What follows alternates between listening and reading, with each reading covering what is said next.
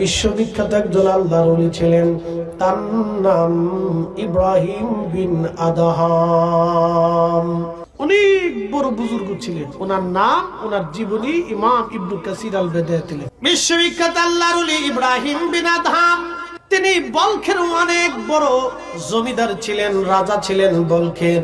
আল্লাহ পাওয়ার জন্য রাজ্যগিরি ছেড়ে দিয়ে সমস্ত সম্পদ থেকে জুদা হয়ে দিনহীন হয়ে ভিখারি বেশে আল্লাহর পথে বের হয়ে গেলেন। আর দুনিয়াদারি করবেন না, আল্লাহর ওলি চলে আসলেন।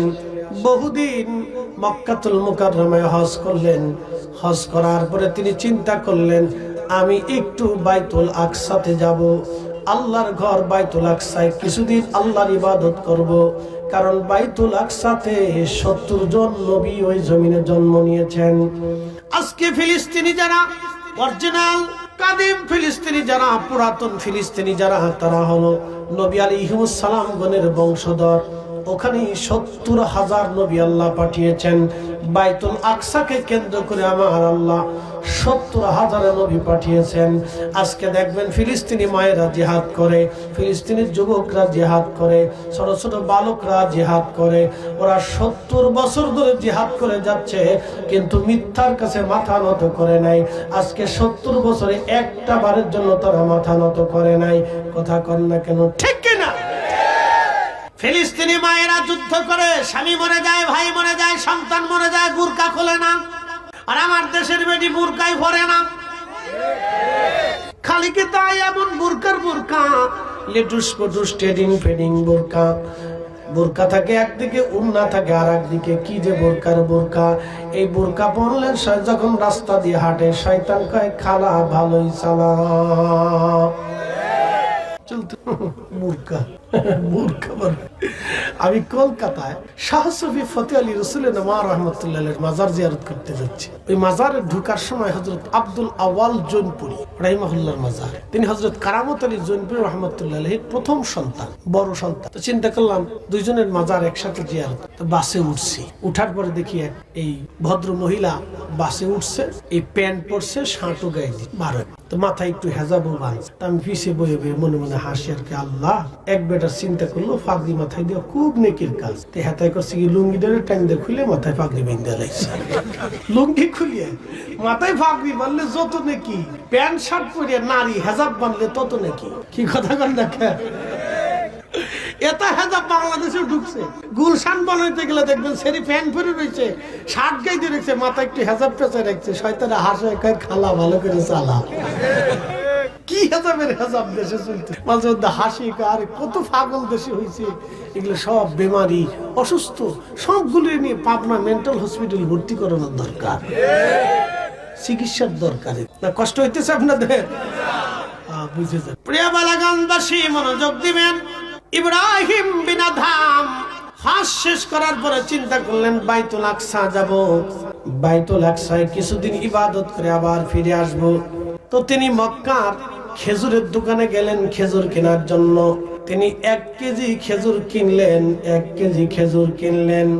খেজুর 1 কেজি কেনার পরে দুঃখিত 1 সা খেজুর কিনলেন।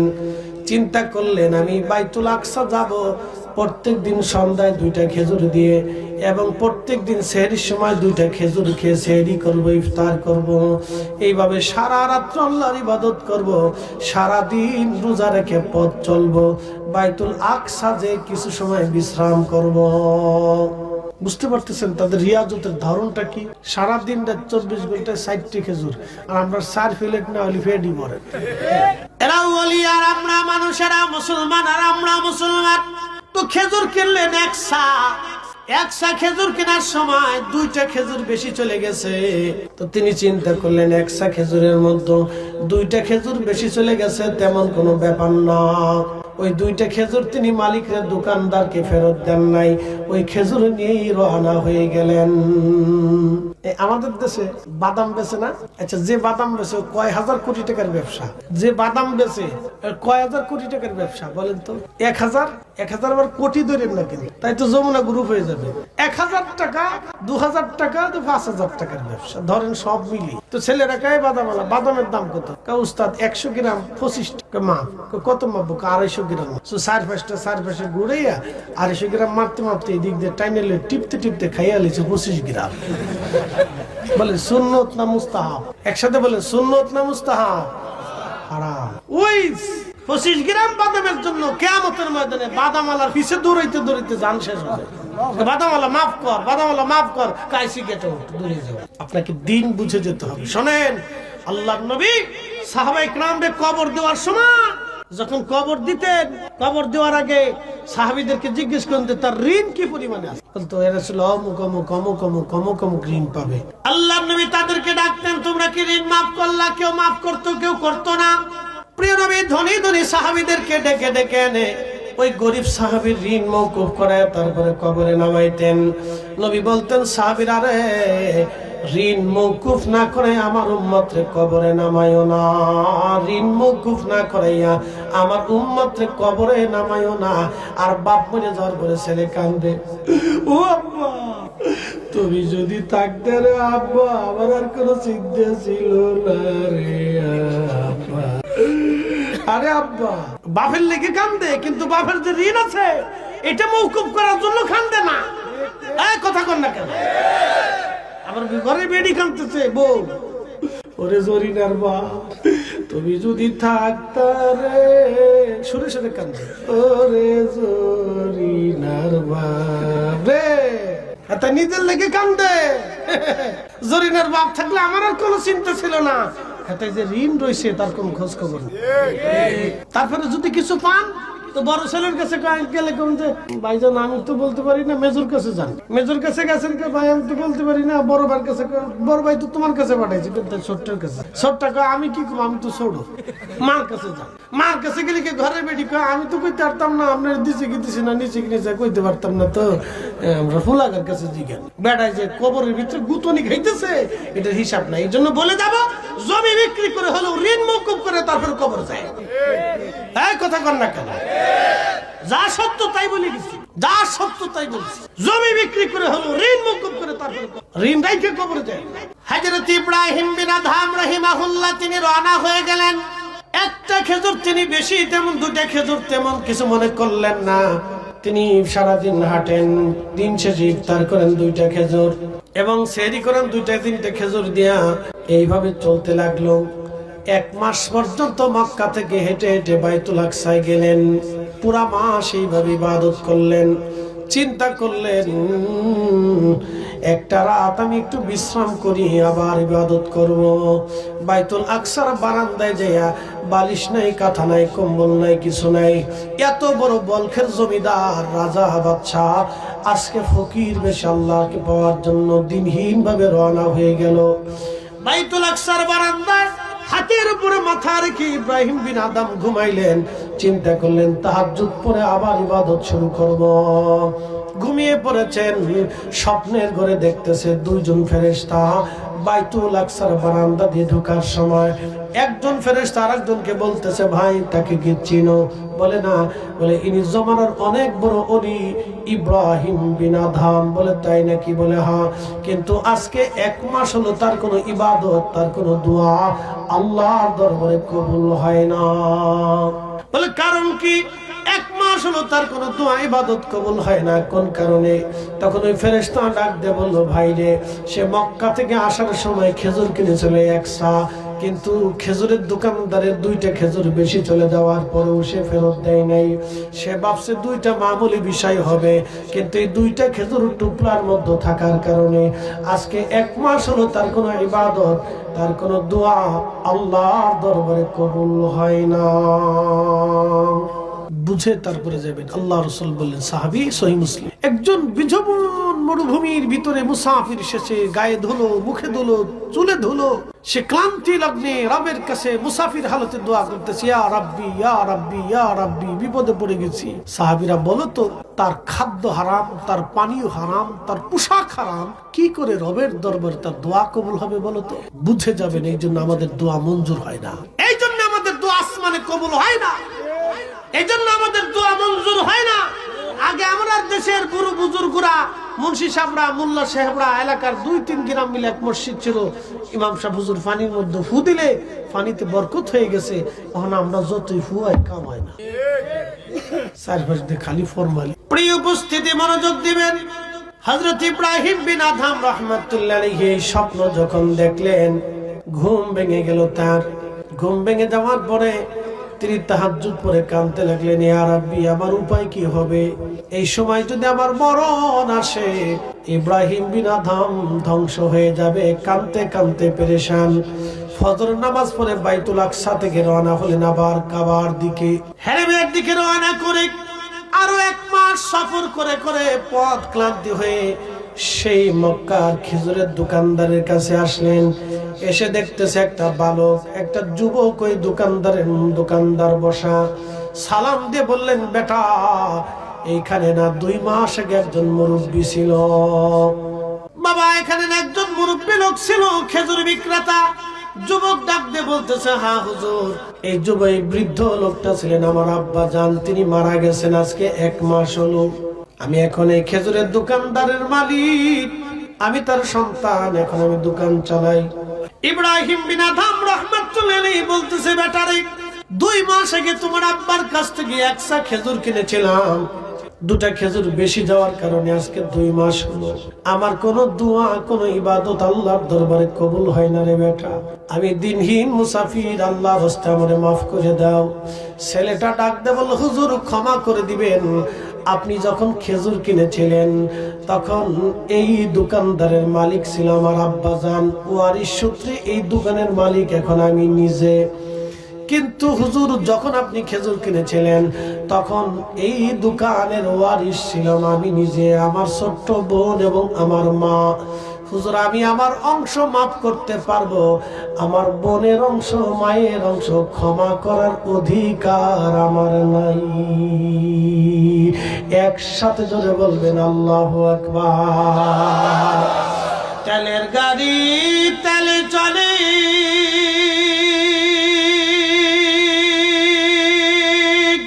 হাওয়ার গাড়ি হাওয়ায় উড়ে,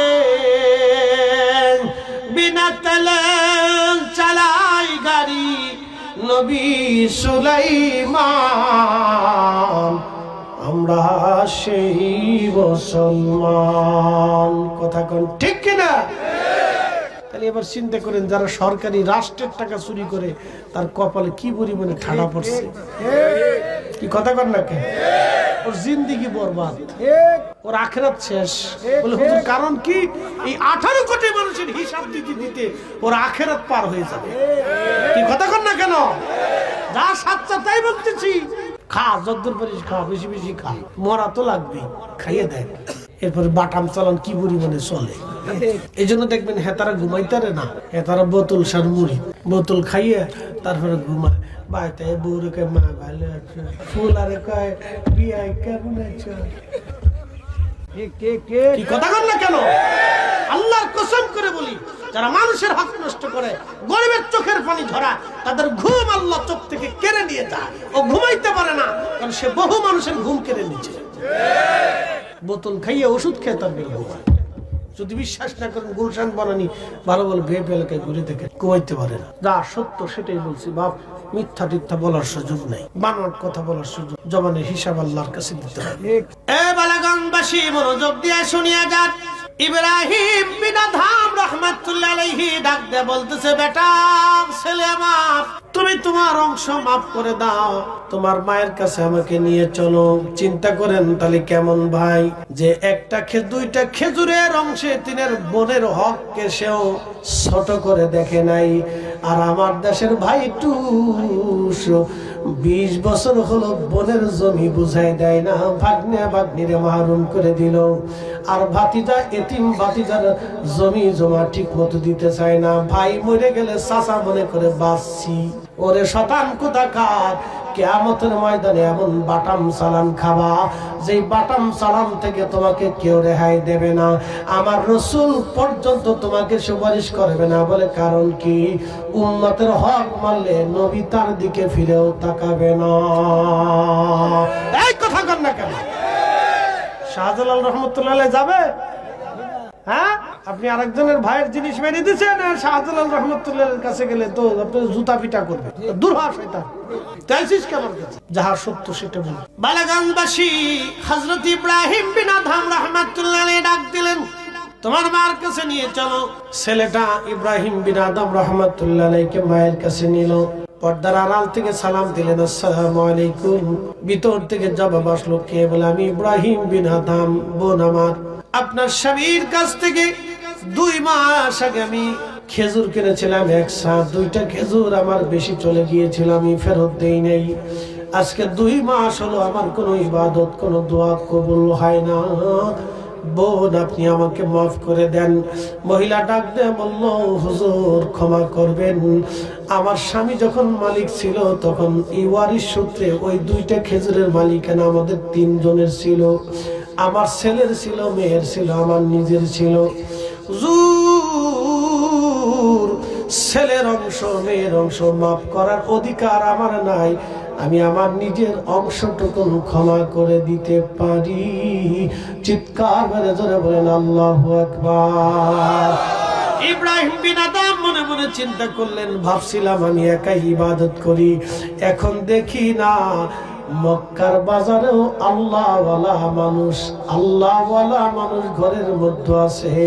এইরকম নারী যদি ঘরে ঘরে থাকতো তাহলে পুরুষের কোনো চিন্তা ছিল না। স্বামী বিদেশ, বেডি মার্কেট করার জন্য গোয়ালা বাজারে বারবার খালি পাখির মতো উড়াল দিয়ে চলে যায়। খালি বিদেশ থেকে টাকা আসলে দেরি হয়, জানি না মা করিমনের বাপ কিনছে, এটা মা কিনছে, আমার দিতে হবে। খালি পাখির মতো দৌড়াচ্ছে। বাপরে বাপ, দোকানদারের কাছে গেলে ভাবি শাড়ি খুব আপনার ভালো বানায়। কেন দোকানদারের রেটের দিকে নজর গেল কেন? ফার্ম মাইরে মেরে বেচতেছে, বিরাট বিক্রি। ওইদিকে স্বামী সৌদি আরব রোদের মধ্যে পুড়ে পুড়ে চাকরি করে। কি কথা কর না কেন? বিদেশিরা কি সিহারাদের টাকা দেয়? তার কাজ বুঝাই দেওয়ার পরে টাকা দিবে, তাও কয় মাস বাহির হয়ে মাসে। ওরে বাপরে বাপ, মালিক যদি ভালো না হয় তাহলে তার জীবনের জান শেষ করে ফেলে। আরবের কি সবাই ভালো নাকি? আপনি জানেন ওরা রুক্ষর মেজাজে। কোনোটা ভালো হইলে ভালো, আর যেটা খারাপ হইলে শয়তানের চেয়ে তো শয়তান। কি কথা কর না কেন? আজাজিলের চেয়ে তো নিকৃষ্ট। আগে বেদুইন ছিল, চুরি ডাকাতি করতো, এখন পয়সার মালিক হয়ে গেছে।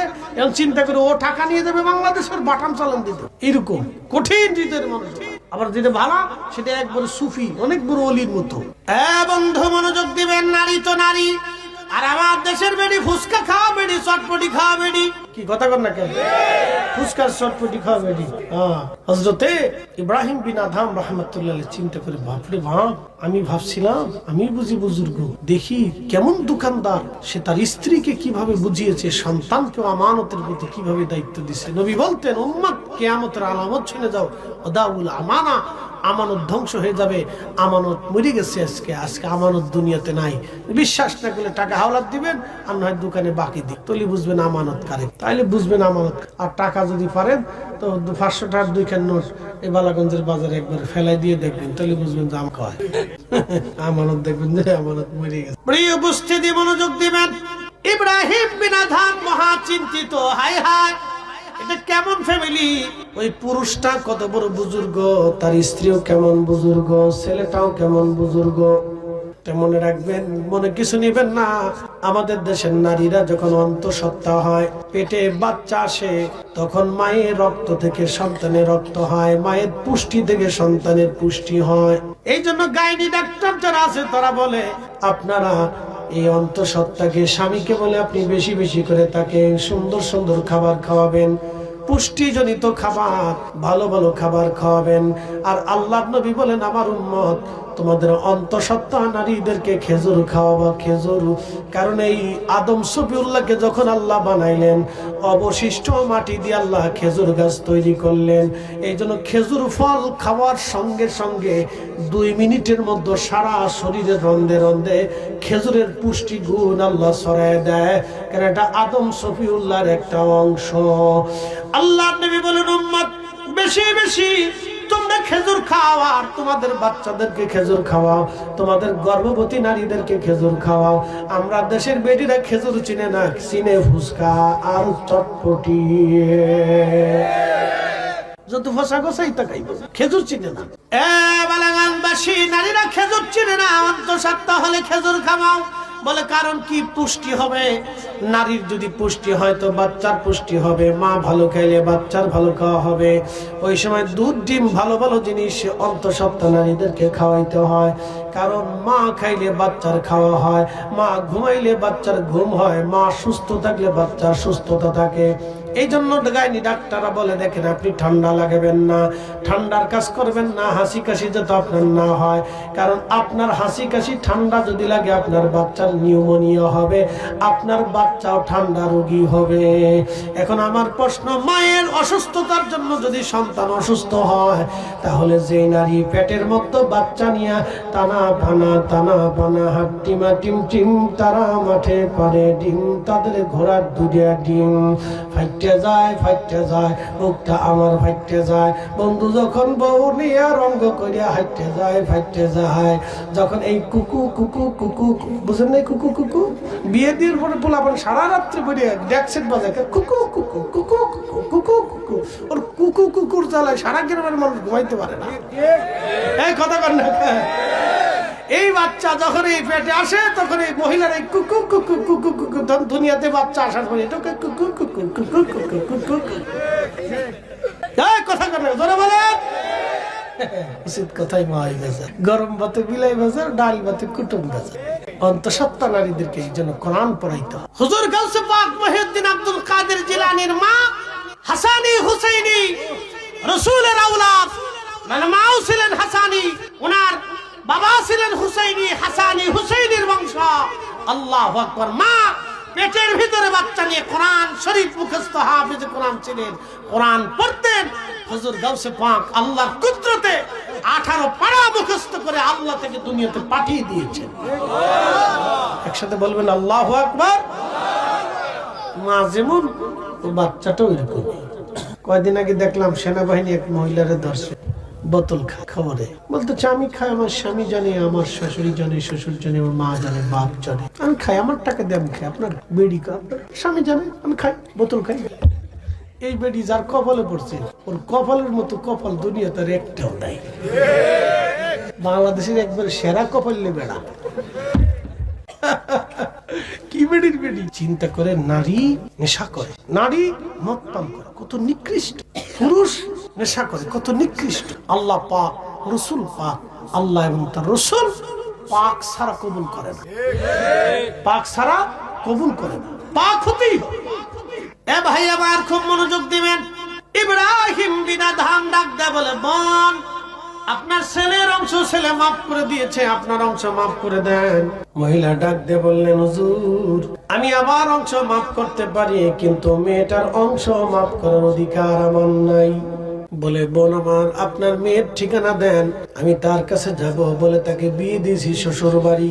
বলে, ওইখানের ঠিকানা দেন, আমি তার কাছে মাপ চাবো। 2টা খেজুর দানার জন্য ইব্রাহিম বিন আদহাম কত রাস্তা পরিশ্রম করে একটু ভালো করে বুঝেন। তিনি হেঁটে হেঁটে ওই মেয়েটার বাড়ি চলে গেলেন।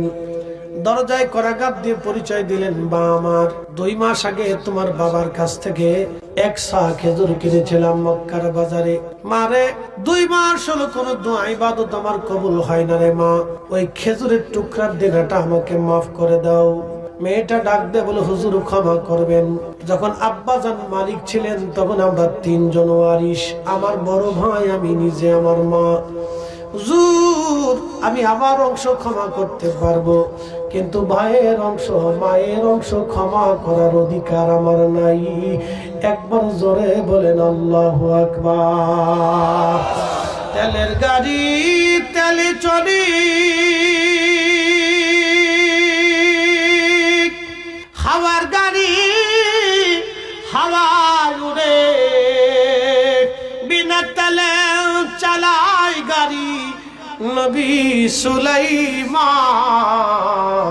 আমরা সেই মুসলমান, আমরা সেই মুসলমান।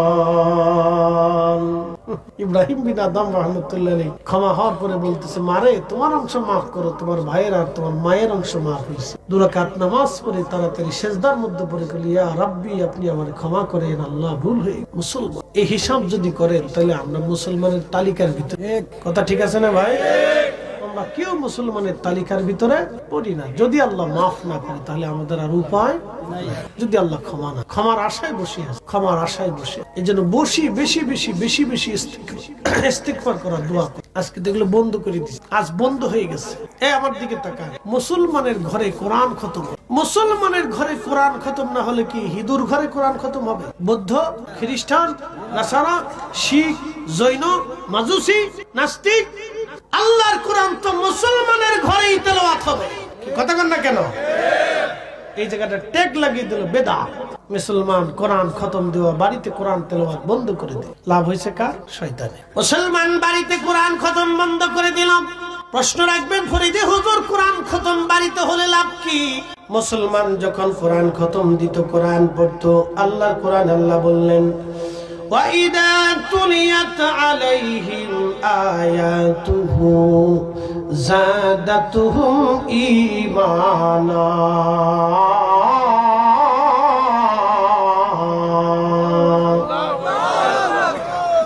যখন কোরআনের তেলাওয়াত হবে, ঈমানদারদের কলিজার ভিতরে তখন ঈমান বৃদ্ধি পাইতে থাকবে। জাদাতুহুম ঈমানা।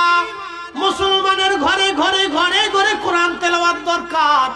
যখন ঘন ঘটা করে কোরআনের তেলাওয়াতের ইন্তজাম হবে, হাফেজে কোরআনরা যাবে, উলামায়ে কেরাম যাবে, কোরআন খতম বাড়িতে হবে, তখন ওইখানে আল্লাহর কোরআনের তেলাওয়াতের কারণে ওই বাড়ি আশেপাশে যারা কোরআনের তেলাওয়াত শুনবে তাদের অন্তরে ভালো লাগবে, ভালো লাগবে। আর এইগুলি আমাদের সন্তানরা শিখবে, মেয়েরা শিখবে, আমাদের বউরা শিখবে, আমাদের আত্মীয় স্বজনরা শিখবে, নাতি নাতকুররা শিখবে, আমাদের বংশধররা শিখবে। তখন কেউ আবার ওই বংশধরদের মধ্যে একজন কোরআনের তেলাওয়াতের রেওয়াজ চলবে। যত বেশি বেশি তেলাওয়াত চলবে তত বেশি বেশি লাভ। এই যে আমাদের ঘরে বাড়িতে মিলাদ হয়, বলেন উম্মতের ঘরে যদি রাসূলের দুরূদ না হয় তো দুরূদ হবে কার ঘরে? বলেন উম্মতের ঘরে যদি রাসূলের সালাম না হয় তবে হবে কার ঘরে? উম্মতের ঘরেই তো নবীর দুরূদ হবে। দুরূদ তার হিন্দু, বৌদ্ধ, খ্রিস্টান, নাসারারা পড়বে না, দুরূদ পড়লে আমরাই পড়ব। তো মুসলমানের ঘরে যদি দুরূদের আওয়াজ না হয় তো কার ঘরে দুরূদের আওয়াজ হবে? দোয়া বন্ধ করে দিল, এখানে বেদাতের ট্যাগ দিল, মুসলমান বন্ধ করে দিল। লাভ কিন্তু শয়তানের, আমাদের 4 পয়সাও লাভ হয় নাই।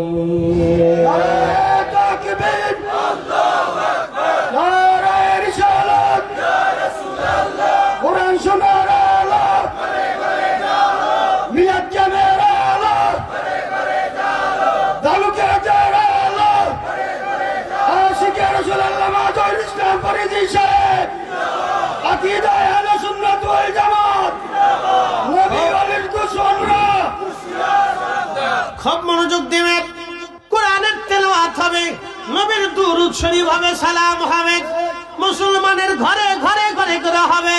আল্লাহর নবী বলেন, উম্মত ঘরকে কবর বানায়ো না, ঘরকে কবর বানায়ো না, ঘরকে কবর বানায়ো না। মুসলমানের ঘর থেকে এগুলি বন্ধ হয়ে যাওয়ার কারণে আজকে মুসলমান স্টার জলসা জি বাংলা এই ইউটিউব চ্যানেল নাটক ফাটক গাবি ফেসবুকের মধ্যে পড়ে থাকে। আমার দেশের যুবক যুবতীরা ফেসবুক টিপে, ফেসবুক চালায়, ফেসবুক ঘরে ইউটিউব দেখে, এটা দেখে সেটা দেখে, হাবি জাবি নিয়ে তারা পড়ে থাকে। এই জন্য আমি মনে করি বাংলার ঘরে ঘরে, মুসলমানদের ঘরে ঘরে আল্লাহর কোরআনের তেলাওয়াত এবং নবীর দুরূদ ও সালাম মিলাদ কিয়ামের দরকার। কথা কন না কেন? ঠিক কিনা? ঘরে ঘরে শয়তান তাড়াতে জন্য এগুলি প্রয়োজন। বেদাতের ট্যাগ দিছে শয়তান, বেদাত শয়তানের আজকে লাভ হয়ে গেল। শয়তান কয় আমি যা পারি নি তোরা তা করে দিস। মন খারাপ করেন আর বেজার হন আর খুশি হন, কিছু করার আল্লাহ কোরআন আল্লাহ ফয়সালা দিয়েছেন। ফামাইয়া আমাল মিসকালা যাররাতিন খায়রান ইয়ারা। অনুপরিমাণ নেকের কাজ যদি করো তারপরও তুমি বেনিফিট পেয়ে যাবা। অনুপরিমাণ যদি তুমি করো তারপরও বেনিফিট পাবা। অনুপরিমাণ নেকের কাজ যদি করো তারপরও বেনিফিট পাবা। মিলাদ হয়ে গেল, দোয়া হবে। বলেন কি হবে? একসাথে বলে। আজকে মসজিদ থেকে দোয়া উঠাই দিছে। বেদাতের ট্যাগ দিয়ে বলো নামাজের পরে দোয়া বন্ধ, বেদাত। মুসলমান এখন ভয় পায়, অনেকেই দোয়া করে না।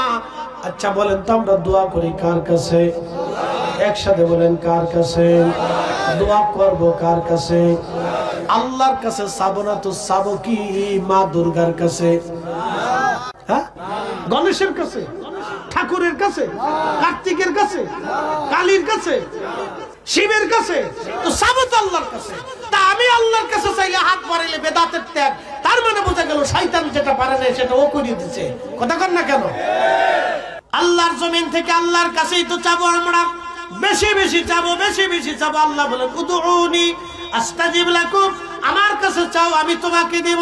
মান লাম ইয়াসালিল্লাহ ফারকা বিলাইহি, যে আমার কাছে চাই না আমি তার উপর বেজার থাকি, যে আমার কাছে চায় আমি তার উপরে খুশি থাকি। মুসলমানের ঘরে ঘরে, মসজিদে মসজিদে দোয়া হবে। আচ্ছা বলেন খোদার ঘর মসজিদ থেকে যদি দোয়া না হয় তাহলে মন্দির থেকে হবে? যারা বলেন মসজিদে দোয়া হবে না তো হবে কোথায়? কি কষ্ট হইতেছে আপনাদের? শয়তান বিজয়ী হয়েছে, বিজয়ী হয়েছে শয়তান। বাংলাদেশের হাজার হাজার মসজিদে দোয়া হয় না, হাজার হাজার মসজিদে দোয়া বন্ধ হয়ে গেছে। বেদাতের ট্যাগ দিয়ে বন্ধ করে মনে করছে আমরা বিরাট কিছু করে ফেলছি। এই পর্যন্ত আজ পর্যন্ত একটা পতিতলে বন্ধ করতে পারে নাই, কিস্তির দোকান বন্ধ করতে পারে নাই, সুদের কারবারি বন্ধ করতে পারে নাই, এই দুর্নীতি চুরি ডাকাতি বন্ধ করতে পারে নাই। উনি এসে মিলাদ বন্ধ করতে, দোয়া বন্ধ করতে, কোরআন খতম বন্ধ করতে। ওনারে আল্লাহ মনে হয় এর লেগে পাঠাইছে। আজ পর্যন্ত একটা পতিতালয় বন্ধ করতে পারে না। খালি দোয়া বন্ধ করে দাও, মিলাদ বন্ধ করে দাও, কোরআন খতম বন্ধ করে দাও, এটা বন্ধ করে দাও, সেটা বন্ধ করে দাও। উন্ডা যেটা করে এটাই হালাল। কি কথা বল না কেন? এই যে কইতে কইতে কইতে পড়ছে, এরপরে দেখছে যে ফিডে ফিডিয়ান বুড়া জোয়ান ফিডে, জোয়ান বুড়া ফিডে ফিডিতে ফিডিতে মেরিয়ে ফেলাইছে। যা উচিত কথা বললে তো বেজার হয়ে যাবেন আপনি। হ্যাঁ মুসলমান, খুব মনোযোগ দিবেন। কষ্ট হচ্ছে আপনাদের? একসাথে বলেন তো আল্লাহু আকবার। না না হয় না, হয় না, আরো জোরে, আরো জোরে, আরো জোরে। হ্যাঁ হাত উঁচা করে বলেন আল্লাহু আকবার। নারে তাকবীর, নারে রিসালাত। শাহজালালে তলোয়ার গর্জে ওঠে আকবার, আকীদার আহলে সুন্নাত ওয়াল জামাত। বন্ধু খুব মনোযোগ দিবেন। হাজিরিন, সময় কম, কথা বেশি, অনেক লম্বা কথা। হাজিরিন ভালো করে শুনে যান। আপনি বেদাতের ট্যাগ দিয়ে বন্ধ হয়ে গেল, কারো লাভ হলো না, শয়তানের লাভ হলো, লস হয়ে গেল আমার মায়ের, আমার বাবার। কোরআন খতম হলে বাবা মার জন্য দোয়া হতো, ঘরে মিলাদ শরীফ হলে বাবা মার জন্য দোয়া হতো, এরপরে তাবারক হবে, খাওয়া দাওয়া। এখানেও ট্যাগ হলো, মিলাদের তাবারককে পায়খানার সাথে তুলনা দেওয়া হলো। আল্লাহ রিজিক, নবী বলেন উম্মত তোমরা যদি পারো তাহলে একটা খেজুর খাওয়াইয়াও তোমার ভাইকে জাহান্নাম থেকে বাঁচার চেষ্টা করো। খুব মনোযোগ দিবেন। একটা কুকুর জিহ্বা বের করে হাঁপাইতে হাঁপাইতে হাঁপাইতে হাঁপাইতে রাস্তা দিয়ে চলে যায় একজন পতিতা নারী, যে টাকার বিনিময়ে নিজের দেহকে পুরুষের কাছে বিলায় দিত টাকার জন্য। বুঝতে পারতেছেন কত পুরুষের শয্যাশী সে হয়েছে, তার জীবনে কোনো হিসাব নাই। আন্দা গান্দা পচা দুর্গন্ধ একটা নারী, কত পুরুষের শয্যাশী হয়েছে তার কোনো হিসাব নাই। টাকার জন্য নিজের দেহকে বিক্রি করেছে পুরুষের কাছে। ওই নারীটা কাস্টমারের জন্য দাঁড়িয়েছে, এক পতিতা নারী। দেখে কুকুরের জিহ্বা বের হয়ে গেছে, কষ্ট হচ্ছে। তার পায়ের মধ্যে চামড়ার মোজা ছিল, এই চামড়ার মোজাটা খুলে ওই পতিতা নারী কুয়ার ভিতর থেকে পানি উঠাইয়া এই কুকুরটাকে পানি পান করানোর পরে কুকুরের কলিজা ঠান্ডা হলো। একটা কুকুর ভিতরেও না পাক, বাইরেও না পাক, যে পানি পান করাইলো সেও না পাক, কারণ সে পতিতা নারী। কি কথা বল না কেন? যারে পান করাইলো সেও না পাক, কিন্তু আল্লাহর সৃষ্টি এই মহৎ কাজটা আল্লাহর কাছে বড় পছন্দ হয়ে গেল। আল্লাহর নবী সহিহ বুখারীতে বলতেছেন, এক পতিতা নারী কুকুরকে পানি পান করানোর জন্য আল্লাহ দয়ার কারণে আল্লাহ এই পতিতা নারীর জীবনের সব জেনার গুনাহগুলি মাফ করে দিয়ে আমার আল্লাহ তার জান্নাতি জান্নাতি জান্নাতি বানায়া দিল। এখন প্রশ্ন, কুত্তাকে পতিতা নারী পানি পান করানোর জন্য যদি আল্লাহ এত গুনাহ তার মাফ করে দেয়, তাহলে আল্লাহর বান্দারা আমার বাড়ি মেহমান, আমি তাদেরকে দাওয়াত করেছি, আমার তারা মেহমান, আমি মেজবান, তাহলে আল্লাহর বান্দারা আমার বাড়ি থেকে দোয়া করবে কিন্তু খাবার খাবে না। তা কি করে হয়? আমরা খাবার খাওয়াইয়া, তাবারক খাওয়াইয়া, জিলাপি মিষ্টি খাওয়াইয়া আমরা হয়ে গেলাম বেদাতি, আর পতিতা নারী কুকুরকে পানি পান করা হয়ে গেল জান্নাতি। এত বড় বেদাতের ফতোয়ার গোষ্ঠী কিলাই যতদিন বেঁচে থাকবো মিলাদ পড়াইয়া মানুষকে খাবার খাওয়াবই। কথা কন না কেন? কথা কি আমি যুক্তির বাহিরে বলছি? কুত্তারে পানি পান করে পতিতা নারী বেহেশত চলে গেল, আর আমি আল্লাহর বান্দারে খাওয়াই হয়ে গেলাম বেদাতি। উদর ভিন্ডি বুদর করে কত বড় আজাইরে ফতোয়া দেশে, আর আমরা এটা মেনে নিব। আজাইরে বাজারে ফতোয়া। কথা কি কষ্ট হচ্ছে আপনাদের? হক কথা বাবা, তিতা লাগে, তিতা। উচিত কথায় মই বাজার, গরম বাতে বিলাই বাজার, ডাল বাতে কুটুম বাজার। ওয়াজ করলে কি লাভ, শুনলে কি লাভ? লাভ হবে তার আমলে, আমলেও লাভ হবে না নবী প্রেম না থাকলে দিলে। নবী প্রেম থাকলে দিলে লাভ হবে কম আমলে, সুপারিশ করবেন নবী রোজ হাসরের ময়দানে। জ্ঞানী যারা বুঝে তারা শুধু ইশারায়, নাদানের বুঝাইতে পারে আছে কে কোথায়। জ্ঞানীর মতো জ্ঞানী হলে অল্প কথাই বুঝে, কচুর মতো কচু হলে অল্প জালেই সিজে। দোয়া চলবে? হ্যাঁ জোরে বলেন, দোয়া চলবে? কোরআন খতম চলবে? মিলাদ মাহফিল চলবে? ও ফতোয়া দিয়ে বন্ধ করার সুযোগ আমাদের কাছে। আমরা সুন্নিরা যতদিন বেঁচে থাকবো ততদিন করব, যার ভালো লাগলি করলে করলো, না করলে না করলো, ও ছাতা দিয়ে আমাদের কিচ্ছু যায় আসে।